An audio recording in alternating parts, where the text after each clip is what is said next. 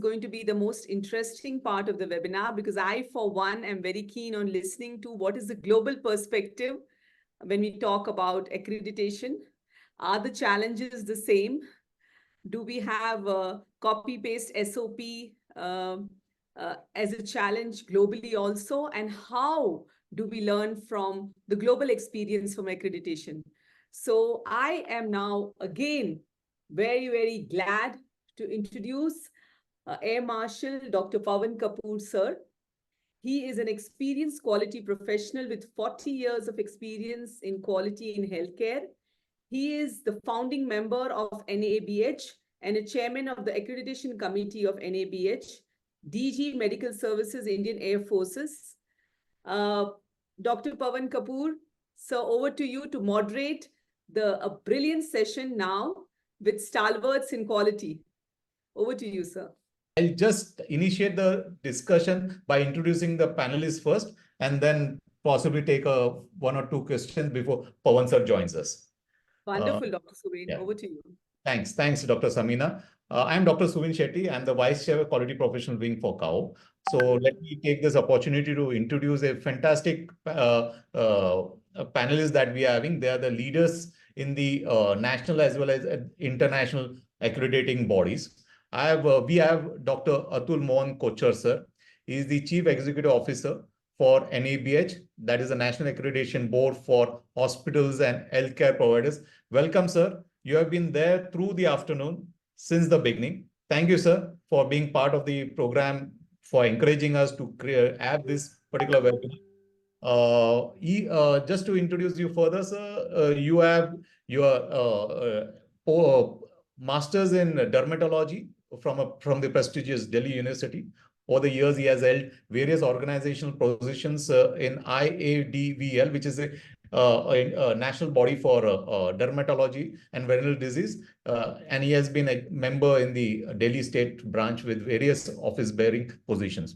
He's also been recipient of letter of national and on state and national awards, including the prestigious Sardari Lal Memorial Award for the year 2015, has over 70 publications, 4 books, and many chapters to his credit, sir. Welcome, sir. Our next panelist with us is Mr. Pankaj Johri. He is the director of NABL and heading the vertical of medical laboratories accreditation as per ISO 15189 medical laboratories requirements for quality and competence. Welcome, sir, to the panel. Just to introduce Pankaj sir further. Thank you, Dr. Suvin. Yeah, thanks, sir.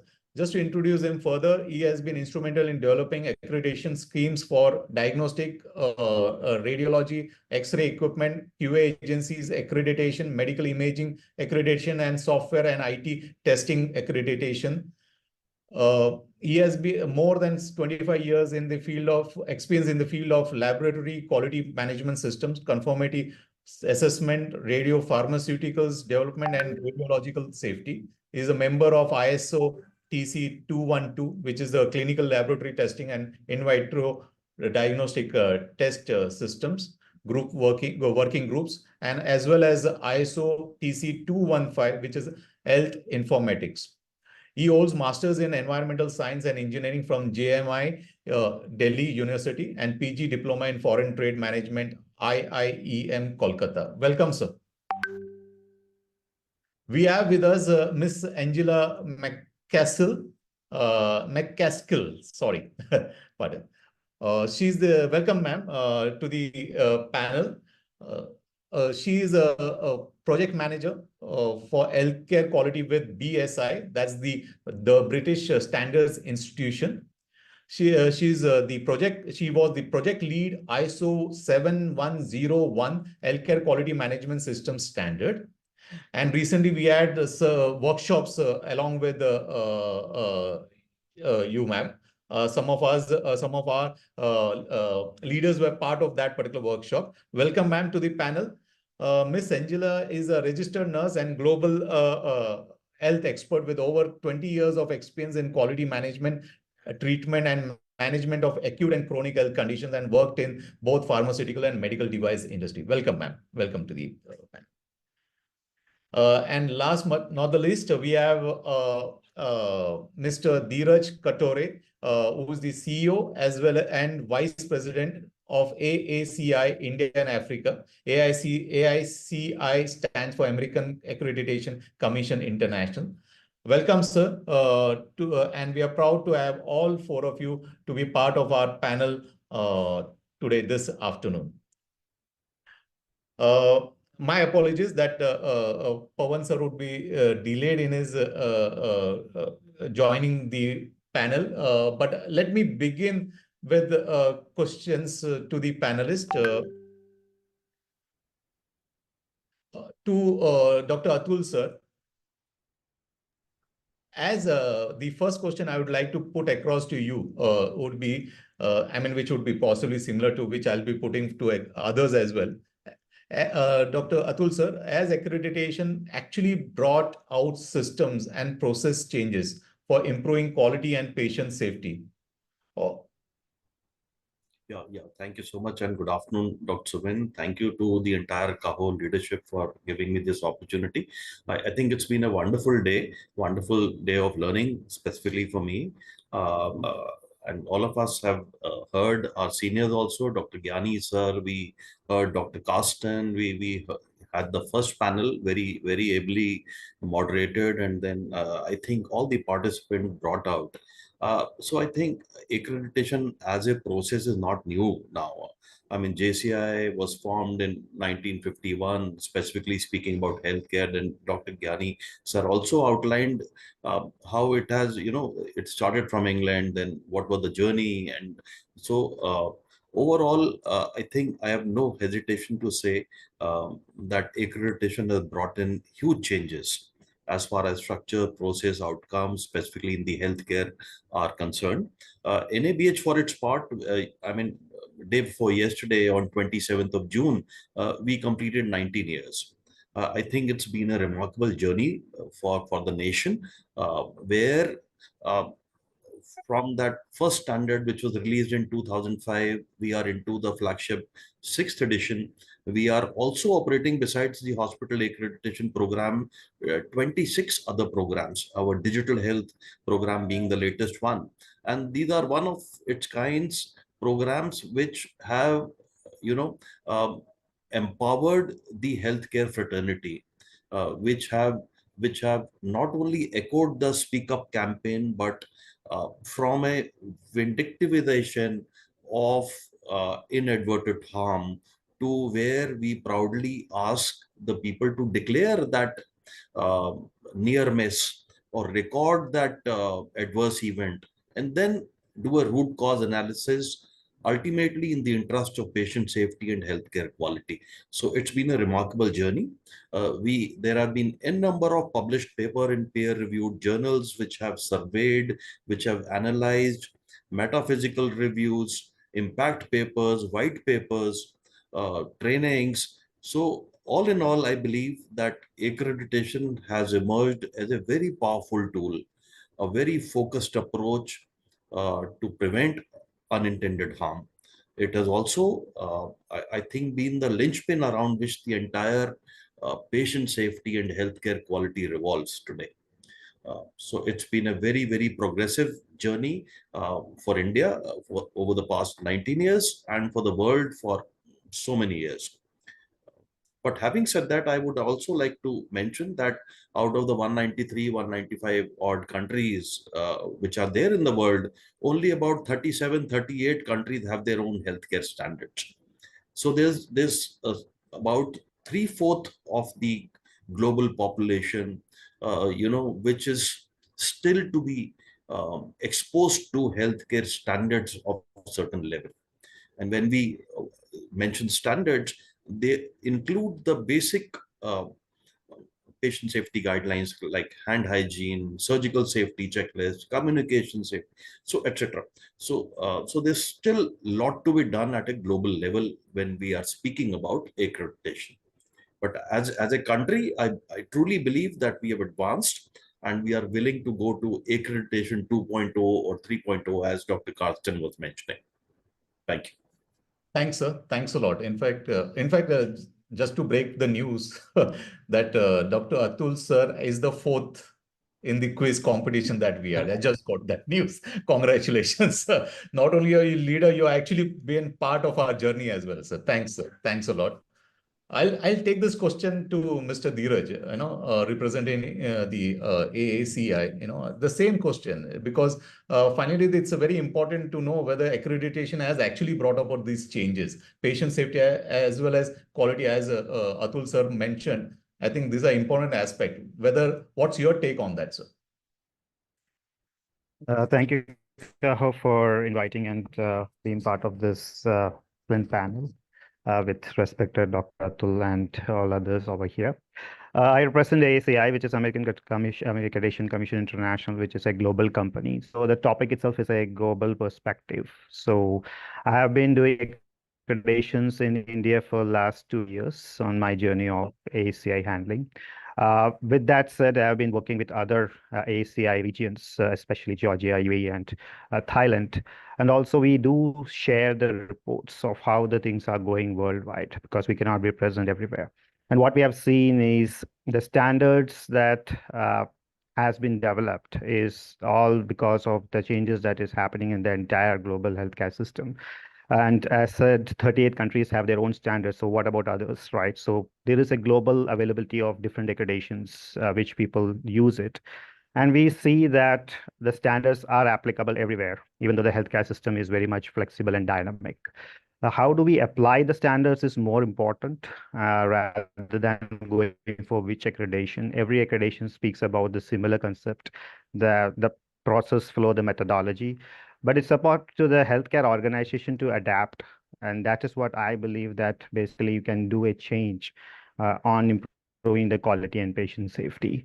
So you take any standards which is available in the ISQA parent, and then how do we take it to your organization makes a difference, rather than telling this standard is better, that is better. I believe everybody has their own points.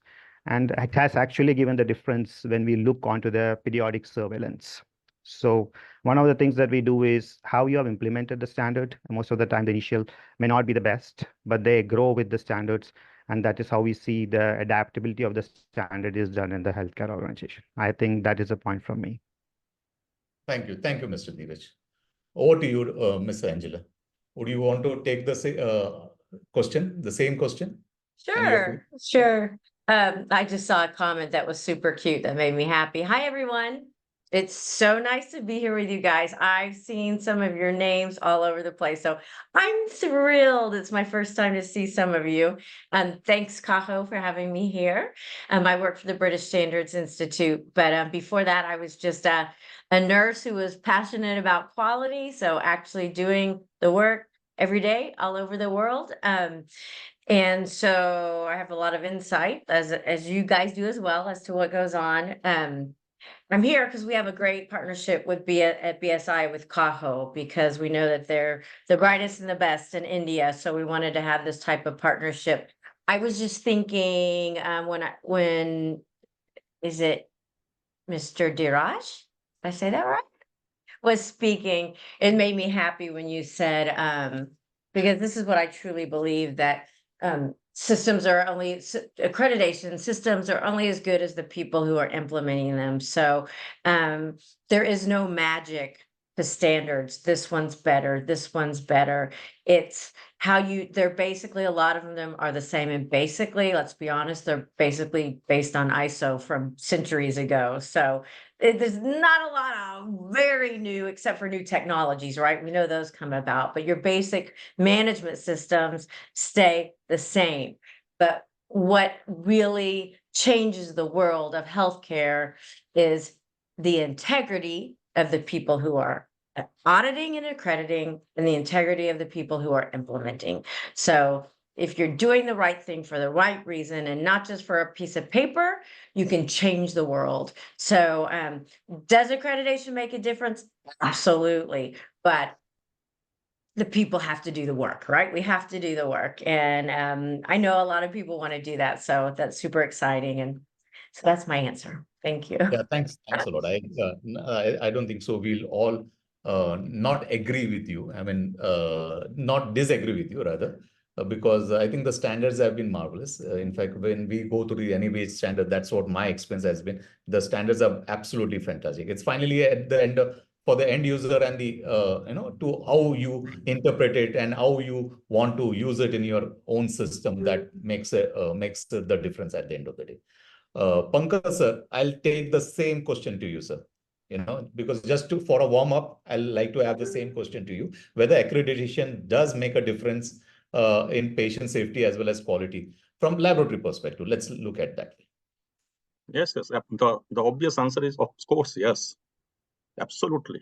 You see, if you see the world before accreditation, before the medical lab accreditation, the hospital accreditation, and if you see the world now after the accreditation, you find a huge change in the overall system.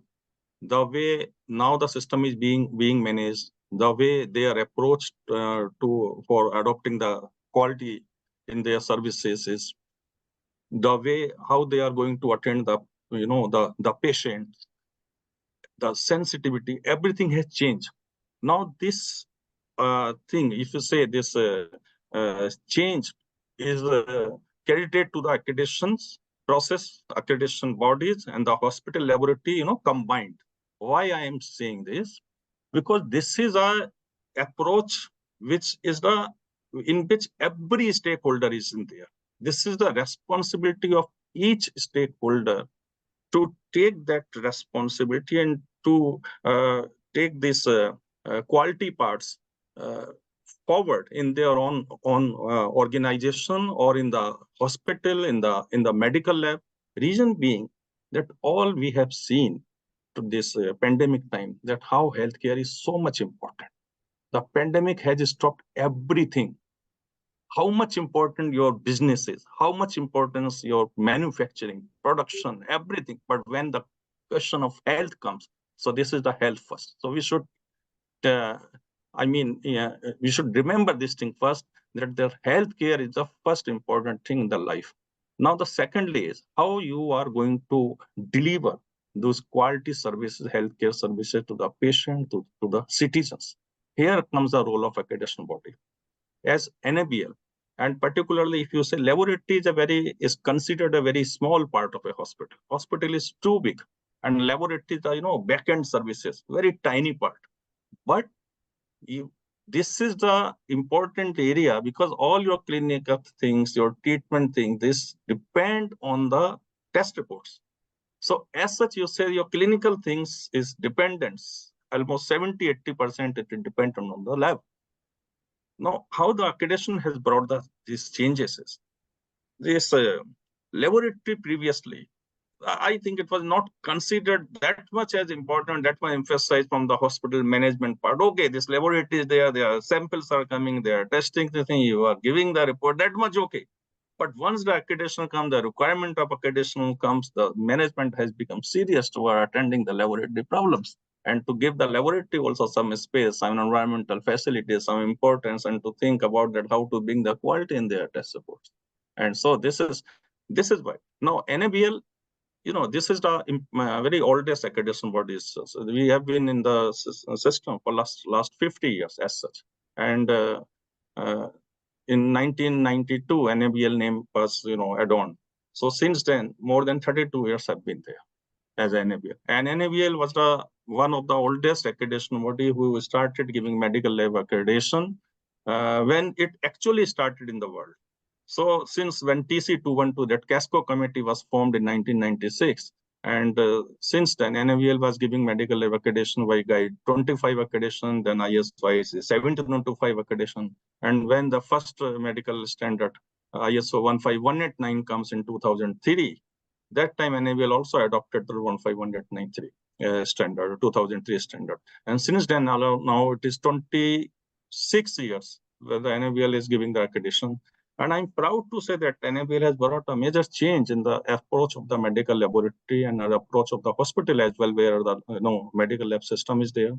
Now as on date, 2,400 medical labs are accredited by NABL, and around 2,500 entry-level labs are also there. Combined total around 5,000 medical labs are under the NABL. If I talk about accredited labs only, and I consider that each of the laboratory is on average giving 100 test reports. Okay, so I find that 250,000 test report the medical labs are giving in the country, and in a year, 9 crores. This amount to 9 crore. It means I can simply think that at least we are catering to around 6%, 7% population of the India. So accreditation today, which is your topic, the accreditation today, accreditation tomorrow, and the global perspective. So as on today, enable accredited labs are catering to around 6% of Indian population in a year time. But having said this is not sufficient, definitely. In a population of 150 crores, it's definitely not sufficient. A lot has to be done in the future. But it shows that the confidence of the user and the patient, clinician, general population, regulators is growing day by day on the accreditation. And that is the power of the accreditation. Thanks, sir. Thanks for the first round of warm up. As an end user, I should vouch for what you have said, all of you, because in my slightly more than 2 decades of clinical and medical practice, I've seen how processes have changed, how quality has improved the patient safety and other aspect of clinical care. I think it's been a journey which we have initiated and we are treading that path. But as you mentioned, we have a lot to cover the path. My second question, sir, second round of questions to Dr. Atul, sir, is about regarding empowerment. When we were hearing about the session by Girdhar, sir, he mentioned about empowerment during his session. Empowering has become a key word in healthcare quality management system, sir. What's your take on that? Whether we, as an accreditation process, have been able to do justice to, or have been able to do empowerment to the staff and all the stakeholders involved, sir? Absolutely, absolutely, Dr. Suvin. I think it's been a remarkable journey of empowerment. I mean, first, starting from our nursing officers, today I can again very unhesitatingly mention that NABS stands tall on the shoulders of our nursing officers. I mean, of course, clinicians are there, of course, quality professionals are there, but it is actually the nursing officers at the ground level who have gone ahead and implemented. I mean, it's an ecosystem, it's a teamwork, of course. But I think if we can single out one profession which is is the torch bearer of quality in a healthcare facility, it is the nursing officers. I mean, I think we must applaud to that. And of course, the quality professionals.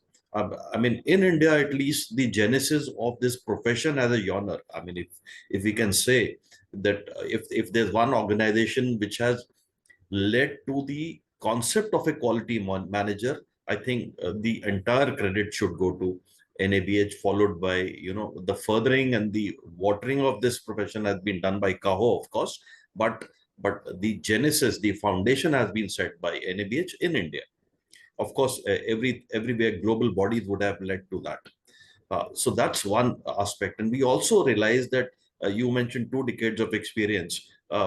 Where were the quality department? I mean, they were in the 3rd basement if a hospital did not have 4, So, if at all it existed at that. if at all it existed, right.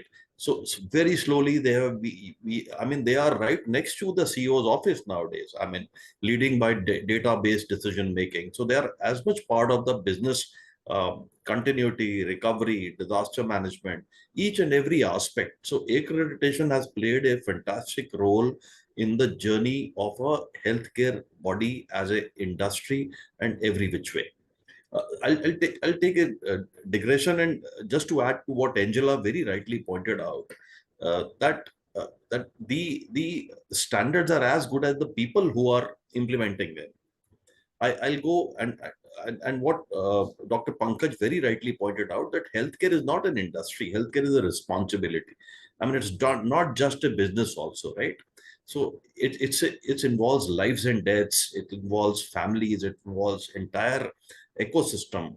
It's human nature, actually. So I'll go one step ahead to add to that, that the standards are also as good as the organizations implementing it.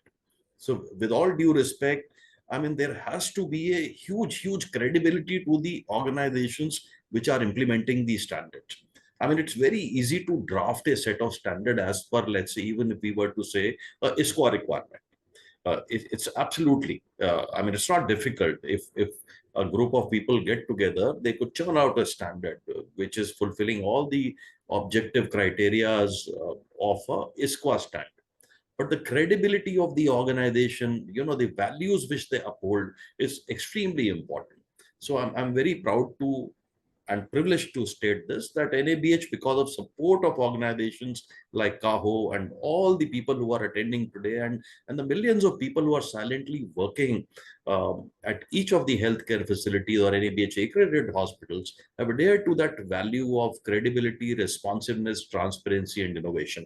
And I can, because see, we respond to a grievance mechanism. We respond to a very solid concern addressal. NABL also does that, and we are answerable to a whole lot of people. But I think that's a digression. But my point being that it takes a whole lot of right-minded people. It takes an entire population to project the right kind of standards.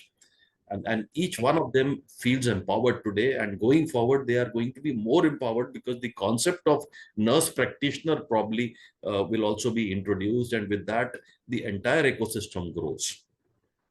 Thanks, sir. Thanks for that perspective. In fact, I'll take this question to Ms.Angela. With this same question, empowerment of staff or the employees in our organization. How and what's your take on accreditation and doing so? Okay, I don't think I'm totally clear on the question.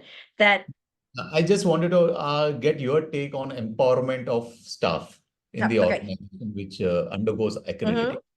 Okay, so two things. First, I wanted to say, Dr. Atul, when you said it was easy to write a standard, I almost had a heart attack right here, because I think I aged 20 years in 3 years of writing ISO 7101. It was the hardest thing I've ever done in my whole life, when you've got 60 experts across all the world with all different viewpoints. It's really hard. I think Dr. Anu and I think Dr. Lalu and Anu, I called them crying a few times. Anyways, I'm glad it's been easier for you.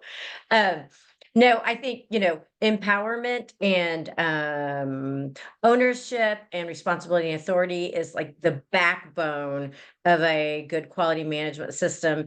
And that's the one thing that I think is so, I'm not one of these people who's going to try to sell you a standard. So I'm not going to say, ISO 7101, but I will tell you, like, what was really important to the people who were writing it was the role and empowerment and well-being and knowledge level and support of workers, as far as how valuable they are, making sure that they're skilled and upskilled and able to perform their task. And so they really are the people who make the system work, right? So they are our front line. And accreditation, because most of those standards, certification or accreditation, require an aspect about the workforce and their part. It's extremely important, because it says to the organization, you need to provide these minimums, for your workforce, and empower them to be these champions of quality,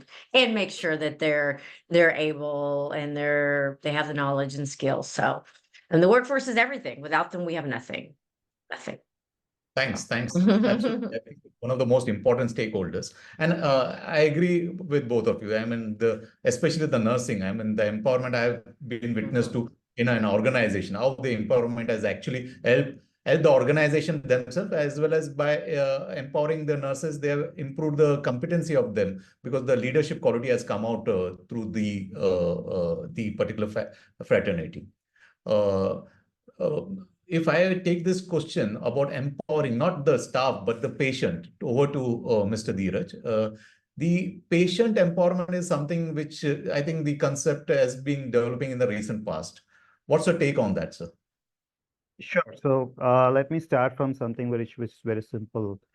Like we have been going to hospitals since ages, and how many of you have actually checked what accreditation actually means, right? So patients don't check what accreditation means. They are not worried about what's the logos over there.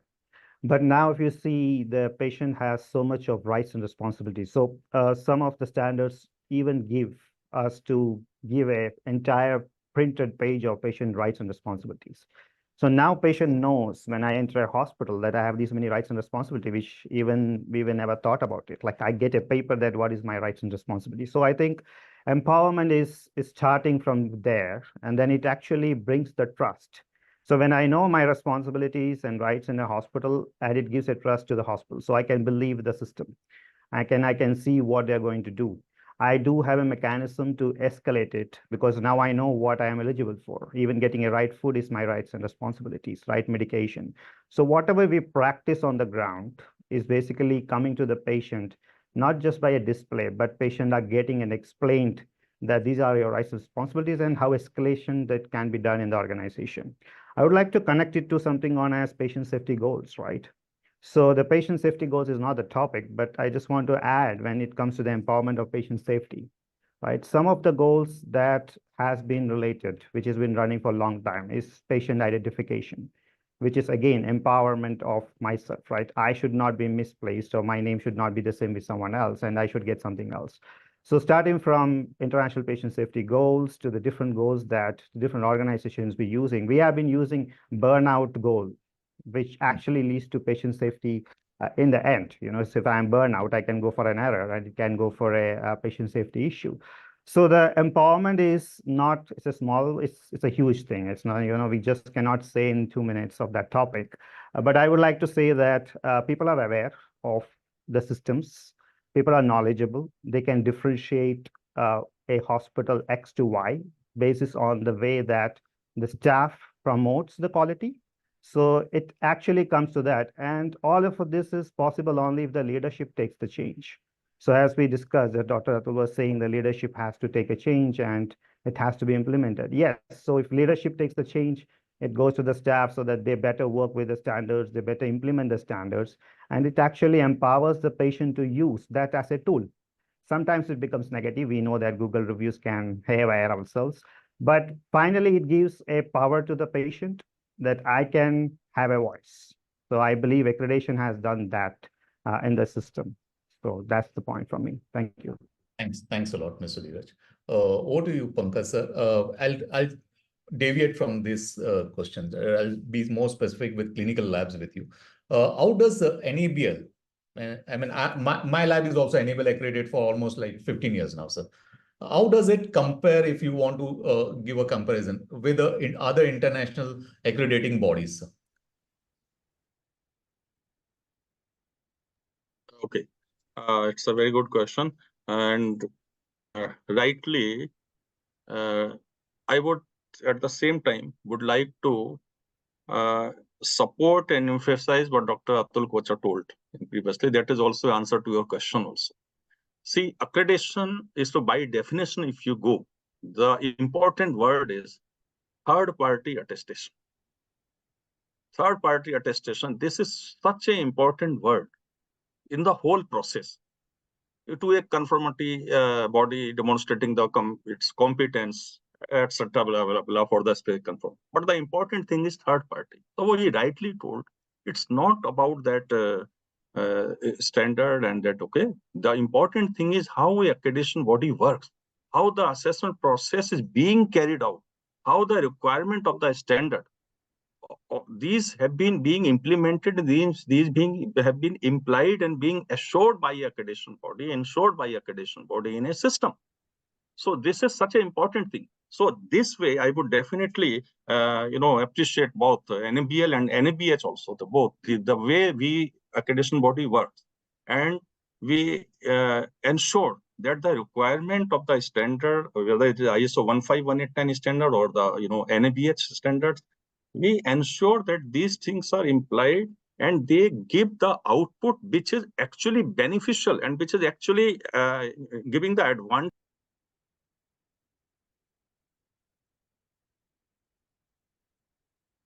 Sir, I think you've You've gone on Pankaj, sir, mute, you Dr. have got Pankaj. muted. Yeah. Can you unmute yourself, sir? Oh, I'm sorry. Yes, so if the requirements are being implied and being ensured correctly, in a way, I mean, not stringently, the way standard is saying to you, that way only, that will definitely give assurance to the patient safety, to the quality, and all empowerment, etc. What we are talking about, because these all things are embedded in the standard itself. Now, talking about the clinical part, what you are saying, but the other accreditation body is saying, see, standard is same, clinical laboratory, ISO 151892012 or 2022 is the standard. Now, again, this is the answer. What is the process, the credibility of a accreditation body? What is the system? What is the empowerment, the listening, the accountability? See, you're talking about the empowerment. Now, what is that? What is that? You are making a system, whether it is a hospital or a lab, accountable to the requirement and needs of the patient. How these are being addressed? One thing is these are being addressed to the standard. That is okay. Standard is asking a hospital or the clinical lab to create the mechanism of the complaint or grievance of redressal, etc. But other things is how the accreditation body is also listening and resolving and addressing the issues which it gets through various means. These various means may be patient, maybe clinicians, maybe NGOs, maybe other users, healthcare organization, your competitor, etc. You're the regulators. So we as NABL, NABS also, I mean, but not just maybe, I don't know it's the right forum or not, but through the RTI, through the from the Prime Minister portal, etc. So in the national interest, we address all these things very carefully, very sincerely, very honestly, so that an effective and an efficient system is built through accreditation, which is addressing the requirement of patient safety and really empowering the patients. Yes, please. Thank you, sir. Thanks for your perspective on that, because I mean, many times we get these questions, okay, whether you should go for NABL, whether you should go for any other accreditation, this perspective comes in place.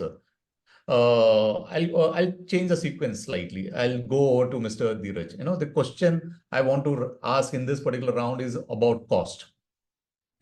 Accreditation obviously will have a cost to it, isn't it? I mean, and there's a perception that builds up is that, if we go into accreditation, there will be a financial expenses, there will be a cost to the healthcare, and possibly we may, I mean, especially in the Indian situation, we may look at a rise in expenses that may be there for the community. And with that, are we looking at accessibility as an issue? So first of all, I would like to declare, obviously, there is a cost involved in any process. There is a piece involved because of the standard development, surveyors, there's hundreds of things that a business unit, whether it is government or private, doesn't matter, has to take a cost. Now, when we come to the implementation, when the leadership parts ask, what is the ROI I get? So sometimes I get this question. I say that we do not calculate a patient safety and quality on a ROI basis because we are not producing any goods or consumables that you can check on the ROI and say that this is my turnover on this. So as a business perspective, it's not possible. But yes, you need to implement processes. You need to implement, empower your staff to go with the standards. So there are expenses required. There can be patient safety issues. For example, your building is not at all safe.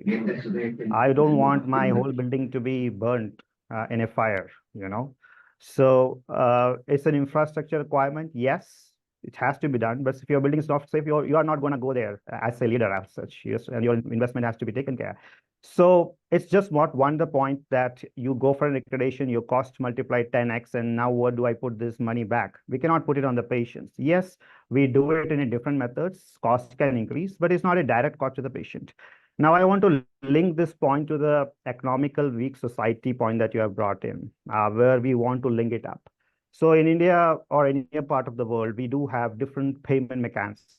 Some are 100% insurance, some are government enabled, some are related to policies from the government that people take, or it can be an insurance. Now, when accreditation happens, it's not happening on poor section or the higher paid section. It's happening to the hospital as such. So when the hospital invests money, it's for all the patients and everybody is equal, irrespective of if you are weak or not. Let me put an example here. If we start putting infection control, for example, we actually decrease the number of days they stay in our hospital, we decrease the SSI, we decrease the morbidity. That patient goes back to the work faster than if you don't have a system in place. So I may stay in ICU for 10 more days if my infection control was poor. So I actually lost 10 days of my productive life, which basically would have been better. Now, in a community level, we can look this as a win situation for the weaker section of society. Suppose a patient is coming on a scheme, he obviously goes to the hospital, which already have developed the standards and they are giving good quality standard care. So it actually helps the weaker section of society, taking the entire, cost. The hospital as such is developing the cost. And I believe we cannot put it on direct cost to any patient service. This is directly related to human patient safety and quality. So we cannot gauge in a ROI basis, as simple as that. Thank you, sir. Thank you. I think my mentor has joined. Kao, thank you very much for organizing such a excellent panel discussion and for such excellent panelists. Because I think we can't have a better group of people to address this question of accreditation today and tomorrow. Now, I must wish everyone a very happy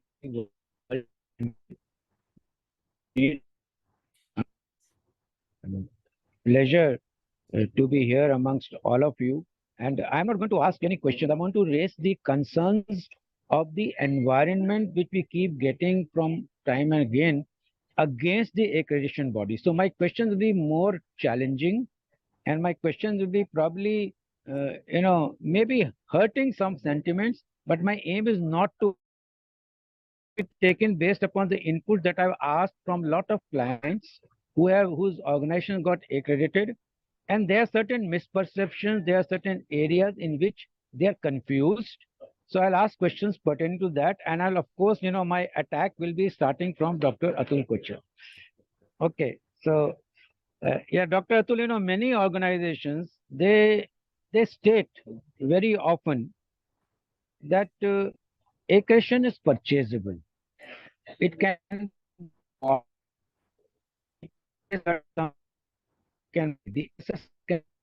to give a favorable report. Now, these are very disturbing questions which the environment raises in front of us. I want to know what are the check and balances that you have in place to thwart such allegations. Yeah, so thank you so much, sir. I mean, that's a googly for certain, and very, very finely so on a day when India is, contesting a World Cup in T20 in a short time. So I think it's a very timely question. But yeah, and as a founding father of NABH, yourself, Dr. Gyani sir, we all realize that over the past 19 years, what all efforts have gone in at NABH or at QCI level, and I speak for Dr. Pankaj also here, to strengthen the very foundation, the very values of what makes this a national accreditation body. So we are the National Accreditation Board, whether for hospitals and healthcare providers or for testing and calibrating labs and medical labs, NABH, or a whole lot of other activities. So, starting from that 19 years, we decided for ourselves not only the mission, the vision, but also the values. So we have 4 values, which are credibility, responsiveness, transparency, and innovation.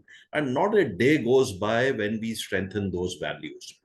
And if we were to list out all the activities, I mean, the times will be too short.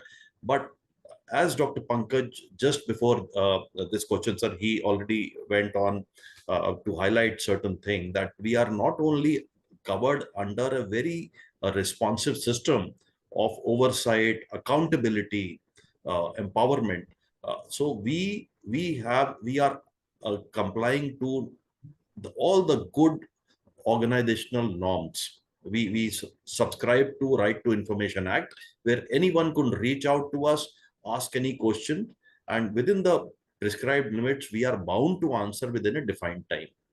We are subscribing to the CP Grams portal, which means that any question or any grievance, any concern which is raised on that concerning our services, our processes, our delays, etc., we are bound to answer, monitored by it. It is an open line directly under the oversight of Honorable Prime Minister.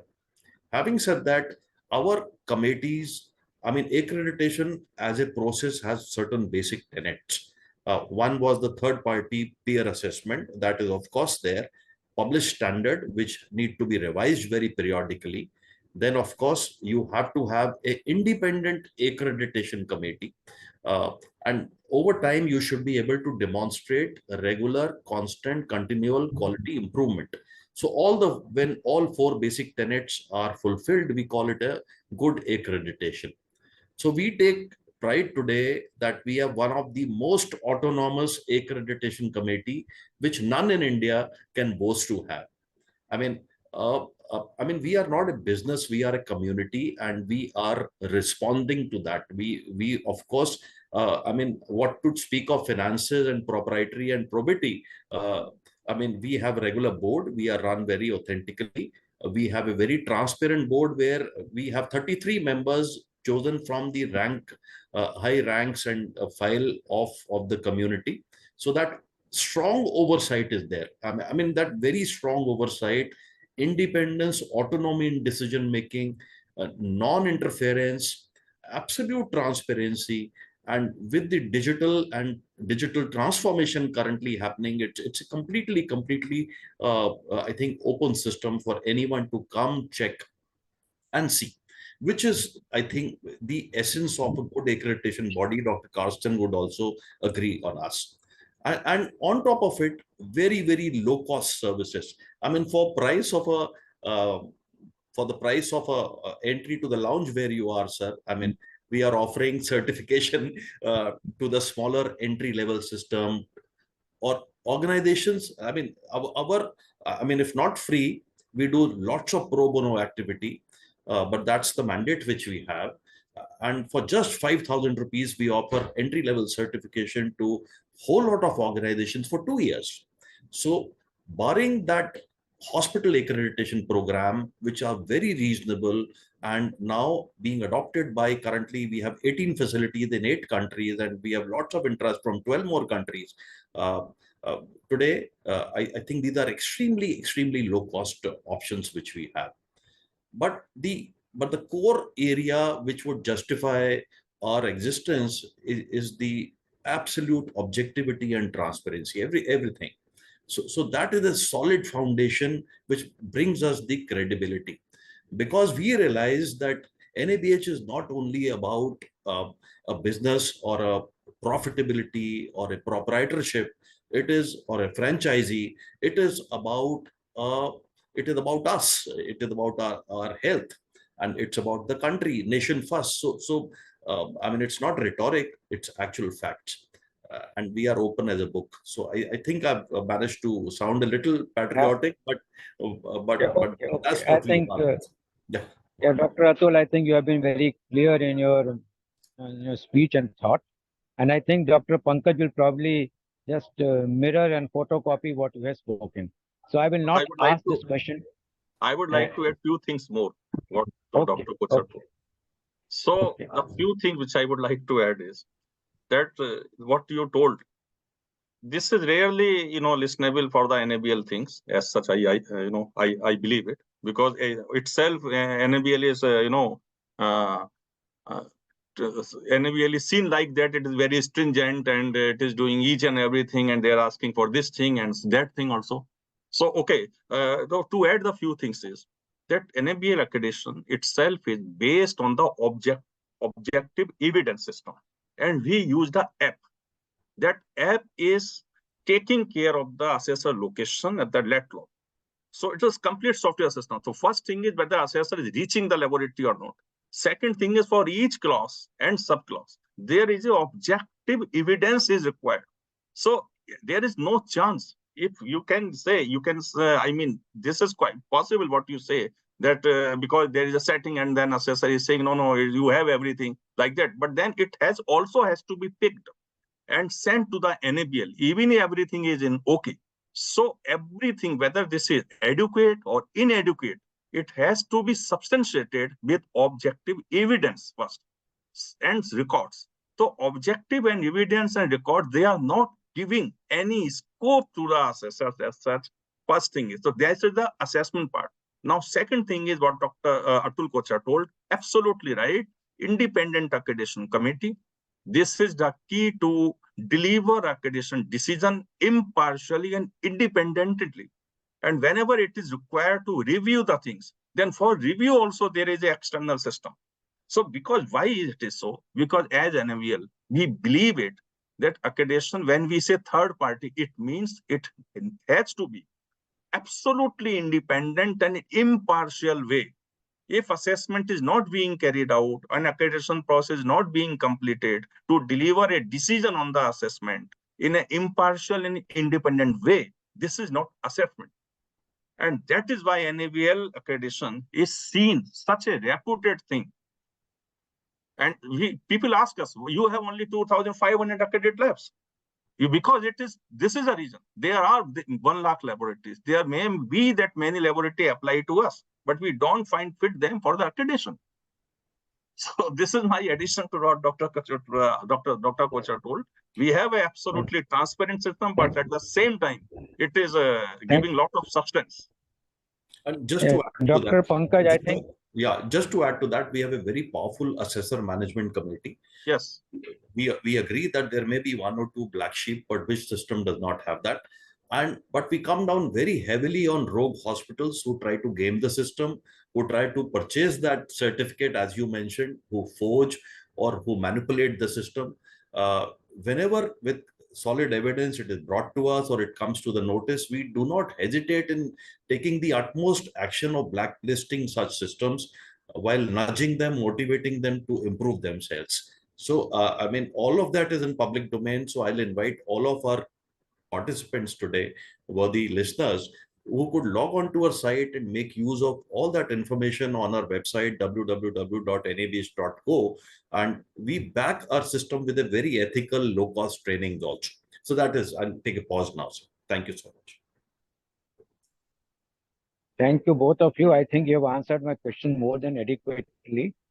I never expected such a passionate response, but you have done exactly that. Thank you very much. Now I come to Mr. Dheeraj for the same question. Thank you, Dr. Pawan. Nice to see you. So I come from an organization which is in the healthcare accreditation space for last 10 years. And it is one of the global organization and fastest growing organization globally, with countries ranging from US to Europe to Middle East to India to even up to Thailand. So when we look upon to the question of how do you make sure that you are not having malpractices in place? So first of all, I want to go back to the system that if you have an ethical practice which is related to ISQA, we all are ISQA related. So the first ethical practices comes from the ISQA standards itself, that how an organization has to work. So all my answers are reflecting back to Dr. Atul and Dr. Pankaj is saying, because we usually follow a skeleton, which has to be there for any accreditation body, and you just cannot jump and start doing accreditations all over the world. With that said, then every system has their own checks, which we put in forward. To start with, we use a strong mechanism of how do you identify your surveyors. So it eventually starts from due diligence of a surveyor itself, starting from the CV, the experience, the interviews. Even if I want to select someone from a Indian perspective, it goes to US office, it gets vetted by a second party on due diligence. How is the surveyor's report coming? And in the not the report, even the application for the surveyor. So I cannot say it's one single step. It's multiple steps that's bring into. So somebody became a surveyor, yes, now he starts working with us. And then it goes to the way that he's basically doing the surveys. We have a system of yearly, or we can say 2 calibrations per year. So even though I am doing a report, if my report is not matching with the requirements of what ACI has established, I get calibrated again. So we as humans always lose our skills, and that can be to anyone who is running this survey. Conflict of interest or sending a application to the receiving hospital or healthcare organization that these are the surveyors who is going to come. And if they have any objection, they can send it back to us that we don't want so and so person. Even the surveyor observers, trainees are listed on that. I believe that transparency basically brings the point that we can do some sort of malpractice. So healthcare organization has a say on who is coming or who is getting approved, or if they have any direct conflict of interest, previous or past, which we may not be knowing, so it can always happen. So this is one important point that I believe the strong principles that we have laid, apart from what Dr. Atul and said, that the NC failure, the evidence that we give to the organization, they accept the NCs that we give. We write down in the report who accepted the NC. So it's not just NC was seen somewhere. It's like they have to say that we basically write the employee code of even the staff who has seen the NC or who had acknowledged the NC. And it goes back to the leadership when we have the presentation of the report. So when you are so open doing your process, I believe the chance of being an unethical and malpractice, I can say, does not exist. We can always have rumors that we cannot stop. But as an ethical principle of doing a patient safety quality, I don't see any organization in the world will be doing this. That's my take. Okay, thank you very much. I think that question has been answered to my satisfaction. I hope it is answered to the satisfaction of those who have raised this question.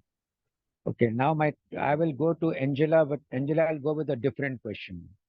We are toward the end of this session. So Angela, my only question to you, what is that one take-home message they would like to communicate to the audience? One take-home message to the audience. So my message always is, and I kind of said this earlier, so this is not a competition. We're talking about human health and well-being. We're talking about the first thing you do when you pop out of your mom until the last thing you do until your last day on this earth. And there are billions of people in the world.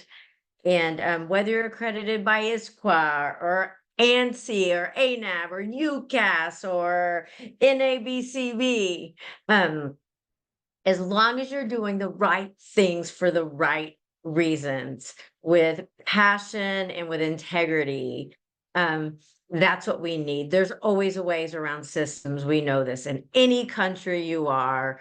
There's always ways around, but it's all about, like I said, doing the right things for the right reasons, following, management systems, processes, building a strong, a foundation, and like I said, just keeping your eye on how you would want care delivered to your family. So that is my message, that we all need to come together. And I also think that those of us who have a lot and have a lot of accreditations are as strong should help those who don't. So I don't think it should be competition, although I realize there's a bottom line, but I do think that there's a way for equitable healthcare everywhere. So thank you for the question. Thank you, Angela. I think we are now short of time. I had many questions, but unfortunately, I could not join the session. It's my fault. No And problem. so sorry for that. But thank you, panelists, for a wonderful session. I think you gave a lot of insights. And whatever that I heard during the time of my check-in and security check, it was wonderful. So thank you all for your interactions, and thanks for all the information. Thank you, Kao, for having all of us here with us. I tend to say that, yes, accreditation by all means is the only way forward for organizations to ensure that there is compliance with best practices. That is the only way forward to ensure that the patient receives the type of care that we promised him that he should receive, to which he is entitled. That is the only way we can involve patient in their own care. So accreditation is here to stay. It is here to grow. It is here to empower both the recipients, both the providers, as well as the organizers of care.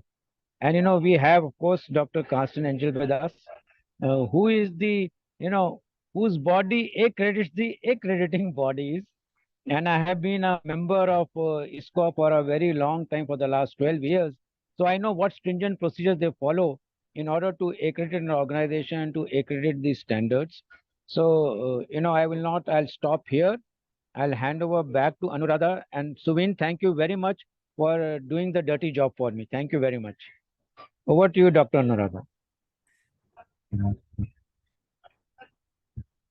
Thank you so much, Dr. Pawan sir, and thank you to all the panelists here. And good evening to all of you. As we come to a close of this enriching World Accreditation Day event, it is my honor to extend a heartfelt vote of thanks on behalf of everyone here. And first and foremost, I would like to express our gratitude to our chief guest, Dr. Carsten. Your presence and insightful keynote address has set the tone for this event, highlighting the pivotal role of accreditation and in ensuring the quality and trust in our global society. Your dedication and leadership in this field are truly inspiring, and we are deeply honored by your participation today. And on behalf of CAHO, I would like to extend our sincere thanks to all the distinguished speakers, the panelists, moderators from various accreditation bodies. I see all of them here still, though it's been quite a long session. And we have various healthcare organizations also being part of this program. So all your presentations, discussions have been invaluable. It has been providing us with a wealth of knowledge and diverse perspectives on accreditation. We had a huge amount of perspectives from each and every one of you now. Your commitment to upholding and advancing these standards across different sectors, be it lab or hospital or any other sector, is commendable. And your contributions have greatly enriched our understanding and appreciation of accreditation. Thanks to our organizing committee, especially to the members of the Equality Professional Wing of CAHO. Your tireless efforts behind the scenes have been the backbone of this event. And from planning to coordination to execution, the dedication and hard work has ensured that everything ran smoothly today. We had everyone present, and technology also worked very well today. And thank you for your commitment and professionalism. Thanks to all our attendees, and thanks for the participation, engagement in Kahoot. We had a very good Kahoot, which was run by all of them here. And the presence of all the attendees, the interactions has enriched our discussions and underscore the importance of the community and collaboration. I see nearly more than 200 participants still logging in after four hours now.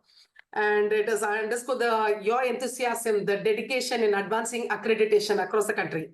It's the enthusiasm of these type of participants and the dedication that drive the continuous improvement and relevance of accreditation in our world, especially from CAHO. And lastly, let us not forget to acknowledge the CAHO office team, who has been seamless in the management of the logistics and technology, which has allowed us to connect and interact without a hitch for whoever has joined across the globe today. Your behind-the-scenes work is crucial to the success of all these such type of events. And as we conclude, let us take the knowledge and inspiration, what we have gained today, back to our own respective fields, continuing to uphold and advocate the highest standards of quality and trust. Together, we can make a significant impact and ensure that accreditation continues to play a vital role in our global society. Thank you once again to everyone who made this event a grand success. We look forward to seeing you at a future event. Thank you once again.